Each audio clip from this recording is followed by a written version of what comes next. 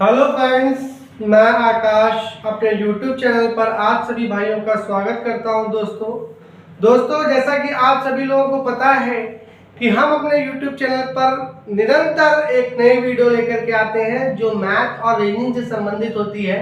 आज भी मैथ के कुछ क्वेश्चंस मैं लेकर के आया हूं जो रेलवे एनटीपीसी के एग्जाम में आए हुए थे। उन्हीं क्वेश्चंस को मैं आज करवाऊंगा और आप सबसे कहना चाहूंगा, अगर चैनल पर पहली बार आए तो चैनल को लाइक सब्सक्राइब शेयर जरूर करिएगा। दोस्तों अगर आप तैयारी बराबर कर रहे हैं तो हताश मत होइए, सिलेक्शन आपका जरूर होगा। बहुत से बच्चों के मेरे पास कमेंट्स आते हैं जो बेचारे ये बोलते हैं कि सर तैयारी कैसे करें, उनका मन नहीं लग रहा पढ़ाई में। तो मैं उन सबसे ये कहना चाहूंगा कि निरंतर तैयारी करते रहिए, एक ना एक दिन जरूर आपको सफलता आपके कदमों को चूमेगी।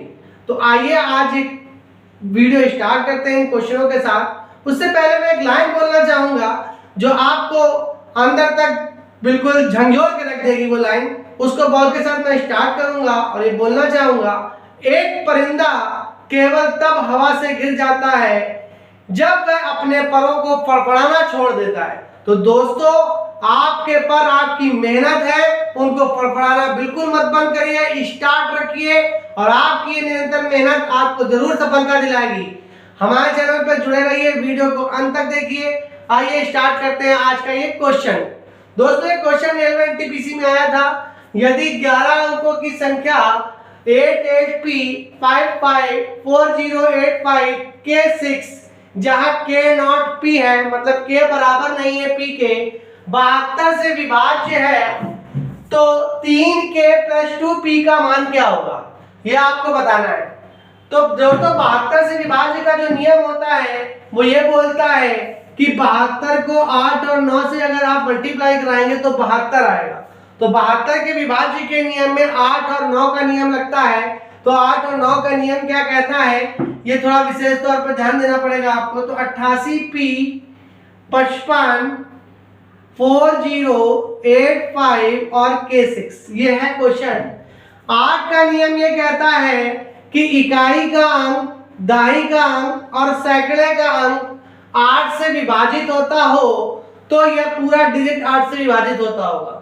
और 9 का नियम ये कहता है कि सभी अंकों का योग अगर 9 से कटता है तो वह संख्या पूरी 9 से विभाजित होती होगी। तो आइए देखते हैं हमें इसमें क्या करना है। हमें यहाँ पर 3K + 2P को सॉल्व करना है। ऑप्शन आपकी स्क्रीन पर आपको दिखाई दे रहे होंगे। तो दोस्तों देखिए, अगर हम यहाँ पर 1 रख देते हैं तो ये पूरा इकाई का अंक, दहाई का अंक और सैकड़े का अंक मिला करके 516 बन जाता है। और अगर हम 516 से इसको डिवाइड कर 516 से 8 को डिवाइड करते हैं तो ये डिवाइड नहीं होता है। तो इस तरीके से हम अगला डिजिट 2 ले लेते हैं तो ये 526 बन जाता है। और अगर हम 526 को भी 8 से डिवाइड करते हैं तो यह डिजिट भी 8 से नहीं कटता है। इस तरीके से हम यहाँ पर 3 ले लेते हैं और इसको 8 से डिवाइड करते हैं तो 8 छंग 48 होता है और बचता है 5 और 8 सत्ते 56 होता है। तो यह पूरा डिजिट 8 से कट जाता है। तो हमें ये पता चल गया K की वैल्यू क्या होगी, 3 होगी। K की वैल्यू क्या होगी, 3 होगी। इसी तरीके से अब हम ये वाला क्वेश्चन भी यहाँ पर ये सॉल्व कर लेते हैं कि यहाँ पर देखिए P लिखा हुआ है और P को हम कैसे सॉल्व करेंगे, 9 के विभाज्य के नियम से सॉल्व कर लेंगे। अगर हम यहाँ पे 6 3 9 9 5 14 14 8 22 22 4 26 26 5 31 31 और 5 36 36 और 8 44 44 और 8 52 होता है दोस्तों, 52 होता है। अब हम इसमें क्या ऐसा जोड़ें जो 9 से डिवाइड हो जाए। तो अगर हम 1 जोड़ते हैं तो ये 53 हो जाता है और 53 9 से नहीं कटता। तो 52 में अगर हम 2 जोड़ते हैं तो ये 54 हो जाता है, जो 9 से काटने पे पूरा पूरा कट जाता है। इसका मतलब हमें P की वैल्यू क्या मिल जाती है, P की वैल्यू हमें 2 मिल जाती है। और इस तरीके से हम यहाँ पर वैल्यू पुट कर लेंगे। 3 मल्टीप्लाई K की वैल्यू 3 है प्लस 2 मल्टीप्लाई 2 और यहाँ पर इनको सॉल्व कर लेंगे। 3 3 जा 9 होता है, 2 2 जा 4 होता है। तो आंसर क्या आ जाएगा 30। तो आपकी स्क्रीन पर दिखाई दे रहा होगा आंसर 30। तो ऑप्शन आप चेक कर सकते हैं, ऑप्शन नंबर आपको दिखाई दे रहा होगा 13। तो इस तरीके के क्वेश्चन करने के लिए इस तरीकों की विधियों का प्रयोग करते हैं। तो आइए चलते हैं नेक्स्ट क्वेश्चन की ओर। क्वेश्चन में दिया गया है यदि 7 अंकों की संख्या 5 0 4 x 5 y और 3 है तो 11 से विभाज्य है, तो यह x और y का योग का कोई एक मान क्या होगा। ऑप्शन कुछ इस प्रकार से दिए गए हैं। अब की बार हमें x और y का योग बताना है और 11 से विभाज्य का नियम बताना है। दोस्तों मोस्ट इंपॉर्टेंट क्वेश्चन है ये 11 से विभाज्य का नियम। कई एग्जामों में कई बार पूछा गया है, आपको ये विभाज्य का नियम जरूर आना चाहिए। तो आइए आज ये देख लीजिएगा ये क्वेश्चन कैसे किया जाता है। आज के बाद आपका ये क्वेश्चन कभी भी गलत नहीं होगा।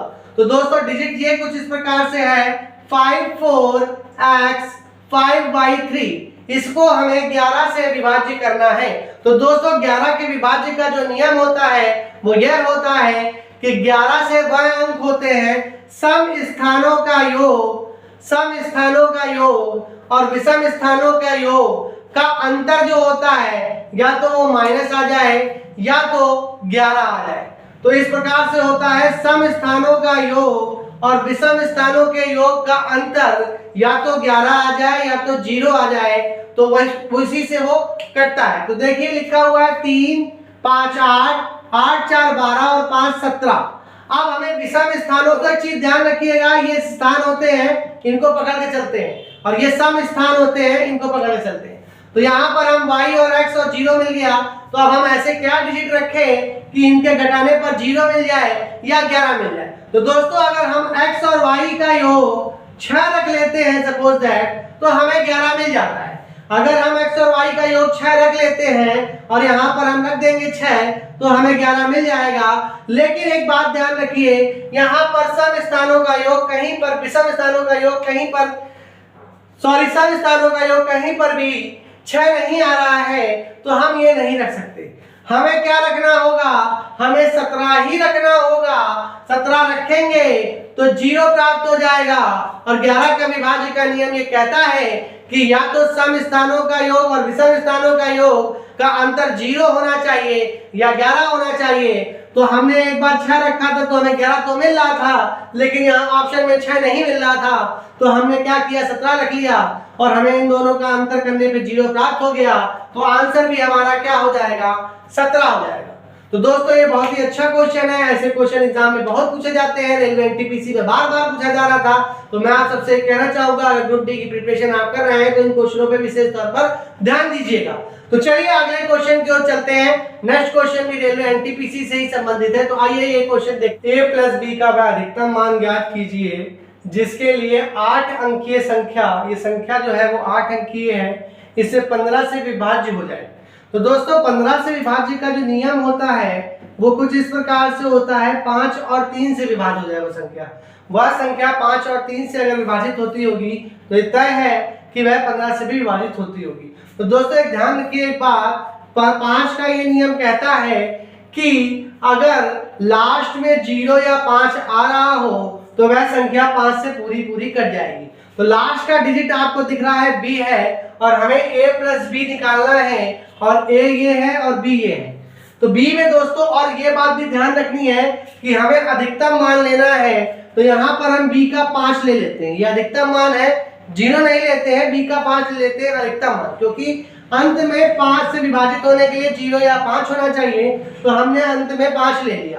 तो दोस्तों अब हमें क्या करना है, 3 से विभाज्य के नियम पर ध्यान देना है। 3 से विभाज्य का नियम ये कहता है कि सारे अंकों का योग अगर 3 से कटता है तो वह संख्या भी 3 से डिविजिबल होती होगी। जो 9 का नियम कहता है वही 3 का नियम कहता है। तो दोस्तों क्या करेंगे, हम इसमें सारे अंकों का योग कर लेंगे। यहाँ पर 5 हमने ले लिया है, 5 और 0 5 ही होता है, 5 और 6 11, 11 3 14, 14 2 16, 16 5 21, 21 4 25। तो ये 25 प्राप्त हो चुका है और साथ में हमको a भी प्राप्त हुआ है। तो अब हम इसमें कौन सा नंबर अगर जोड़ दें, अधिकतम से अधिकतम नंबर अगर हम जोड़ दें तो हमें क्या मिल जाए, हमें मिल जाए 3 से डिविजिबल का नियम मिल जाए। तो दोस्तों हम ऐसा कौन सा नंबर लें जिससे हमें ये डिविजिबल होता हुआ दिखाई दे रहा हो। तो 5 में अगर 25 में अगर हम 2 जोड़ दें तो 27 होता है और 27 उससे कट जाता है 3 से। तो 3 से अगर कट जाता है तो बी का नंबर 5 हो गया और ए का नंबर 2 हो गया और इन दोनों का योग कितना हो गया 7। लेकिन हमें एक बात ध्यान रखनी है, हमें यहाँ पर 2 नहीं ले सकते। इसलिए नहीं ले सकते हैं क्योंकि हमें अधिकतम मान लेना है। हमें जैसे 5 का अधिकतम मान प्राप्त किया था वैसे ही हमें 3 का भी अधिकतम मान ही लेना पड़ेगा। तो अगर हम 25 में कौन सा अधिकतम मान जोड़ें जिससे 3 डिविजिबल कर देता हो, तो 25 में हमने 2 जोड़ा था 27 आया था। 25 में अगर हम 3 जोड़ते हैं तो 28 आता है जो 3 से डिविजिबल नहीं होता है। 25 में अगर हम 4 जोड़ते हैं तो 29 आता है जो 3 से डिविजिबल नहीं होता है। 25 में अगर हम 5 जोड़ते हैं तो वो 30 प्राप्त हो जाता है और वह 3 से डिविजिबल हो जाता है। 5 भी अगर हम ले लेते हैं 25 प्लस 5 तो 30 भी 3 से डिविजिबल हो जाता है। तो हमारे पास 5 भी हम नंबर ले सकते हैं, लेकिन 5 पहले भी लिया था, 5 अभी भी लेंगे तो 10 आ जाएगा और 10 यहाँ पर कहीं पर भी नहीं आ रहा है। तो हमें और अधिकतम मान लेना पड़ेगा। अगर हम यहाँ पे 25 प्लस 6 ले लेते हैं तो 31 होता है जो 3 से कटता नहीं है। 25 प्लस 7 ले लेते हैं जो 32 होता है वो भी 3 से नहीं कटता। इसी तरीके से 25 प्लस 8 ले लेते हैं जो 33 होता है। अगर हम इसको 3 से काटेंगे तो ये पूरा पूरा कट जाएगा। तो हम b का मान 8 भी ले सकते हैं, a का मान 8 भी ले सकते हैं। तो अगर हम a का मान 8 लेंगे और b का मान हमारे पास ऑलरेडी 5 है तो 5 प्लस 8 13 हो जाएगा। तो a का अधिकतम मान 8 हो जाएगा, b का अधिकतम मान 5 हो जाएगा और 13 हमारे ऑप्शन पे दिया हुआ है, इसलिए हमें 8 ही लेना पड़ेगा। तो आपको मैं उम्मीद करता हूँ ये समझ में आ गया होगा। अगर आपको न समझ में आया तो हमारे कमेंट बॉक्स में जरूर बताइएगा, हम दोबारा कोशिश करेंगे आपको समझाने की। तो इस तरीके से इस क्वेश्चन का आंसर 13 आएगा। a की वैल्यू जो होगी वो 8 होगी और b की वैल्यू जो होगी वो 5 होगी। आप समझ चुके होंगे, अधिकतम मान मैंने दोनों तरफ लिए हुए हैं। तो इस तरीके की वीडियो देखने के लिए हमारे चैनल पर जुड़े रहिए। हम निरंतर एक नई वीडियो बनाकर आपके समक्ष पेश होते हैं। धन्यवाद दोस्तों, थैंक्स फॉर वॉचिंग।